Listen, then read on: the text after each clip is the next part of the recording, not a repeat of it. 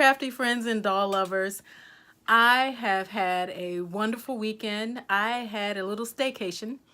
My family is out of town, so I've had almost 3 full days to myself, and I took advantage of those days that I had to myself, and I did a little sewing and a little knitting for my dolls.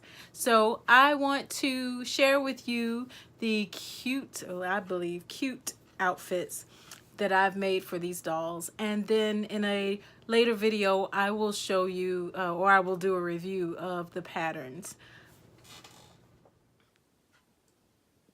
These outfits here are all made from the same pattern. It's the Mackenzie dress pattern by Jenny Wren Designs. Very quick and easy sewing. And with the exception of this polka dotted dress, these dresses or these outfits here, the top and the, or I should say the blouse and the dresses are made from fat quarters.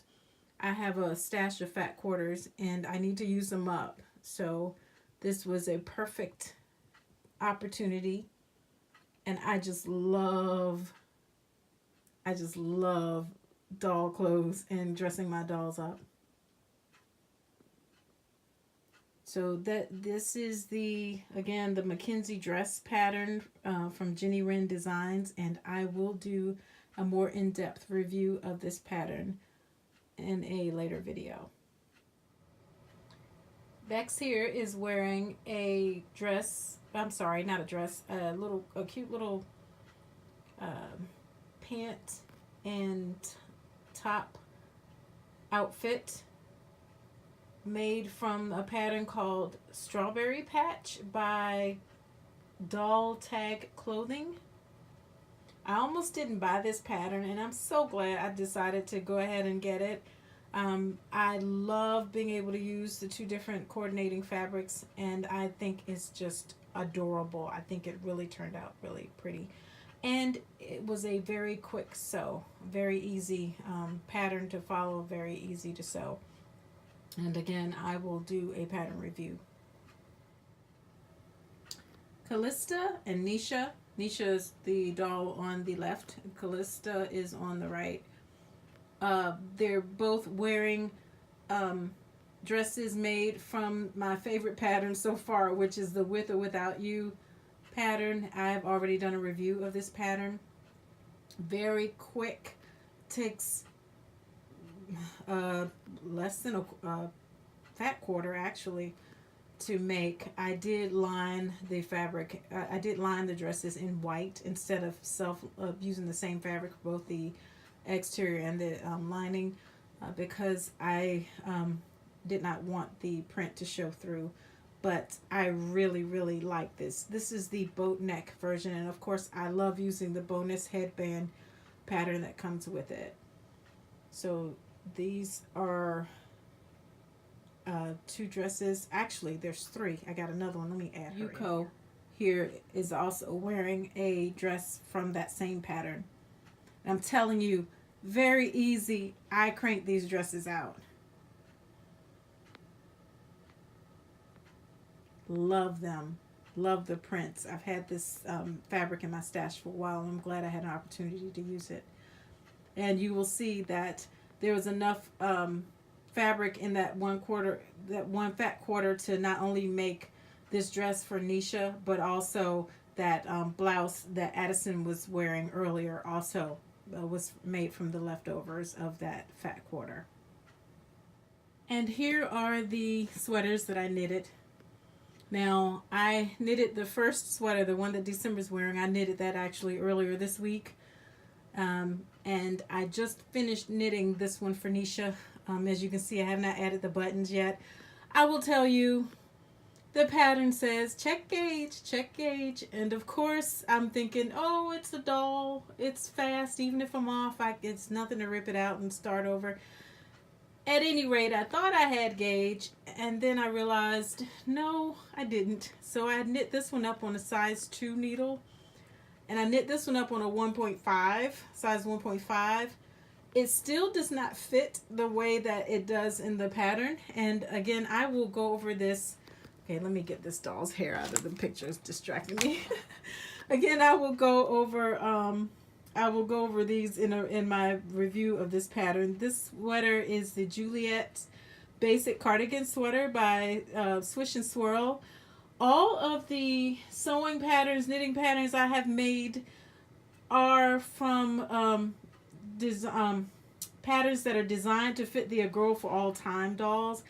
I chose that because I have a bunch of BFC ink or Best Friend Club ink dolls, and I have, of course, my Her Story doll here in December.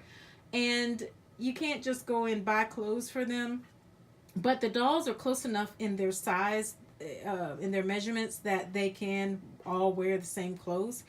I do not put any type of I basically pin the garment clothes because they are all the slight differences in the circumference. So if I were to put snaps on to fit one of the dolls, it's not going to fit the other two properly. So that's just how I'm doing it. I mainly like to make clothes and take photos of my dolls. So, no big deal if I have safety pins pinning up the back. But anyway, I ended up knitting the sweater twice, and I may even need to still go down a needle size, but what I'm thinking is that the yarn I used is that the row gauge is different than the gauge that the pattern calls for, but I still like the way that they turned out. And again, this was top down, easy. I will do a pattern review on these for the Swish and Swirl Juliet Basic Cardigan. So there you have it. This is what I have been working on since, I guess, Thursday evening.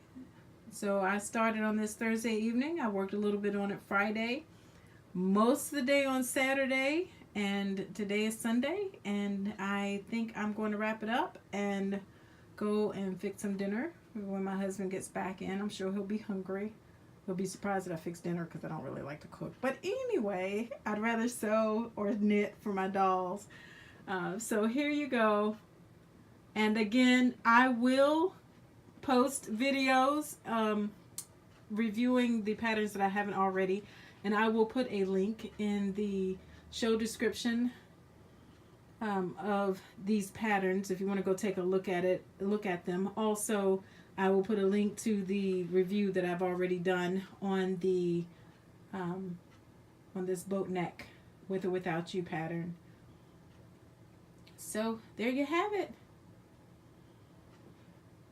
So what do you think?